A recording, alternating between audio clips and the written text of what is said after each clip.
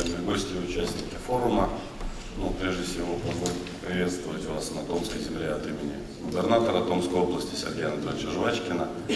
И на самом деле, знаете, вот и до этого мы совместно с Всемирным конгрессом татар обсуждали эти мероприятия. И Томск, мне очень лестно, на самом деле, я даже подбираю слова о том, что Ренат Зинурович сказал, что мы очень рады, что вам понравилось у нас, что вы увидели, наверное, кто-то, может быть, первый раз, специфику Томска. Очень надеюсь, что Томская земля в том числе объединит и даст новый толчок для развития краеведения, по изучению в том числе татарской составляющей, потому что это действительно очень важно. Ведь Россия – это страна многонациональная, Томская область не является исключением.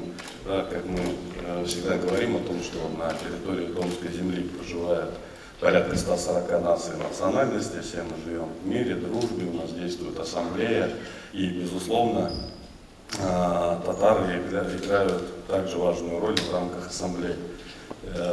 И предыдущий руководитель Мурат Борисович, и нынешний руководитель, новый Фаил Хатович, я думаю, эту традицию сохранит, продолжит, и будет только развитие вперед, к еще большим высотам. И поэтому пожелать я вам хочу успехов. Действительно подготовлена резолюция, которую, я думаю, вы еще будете обсуждать.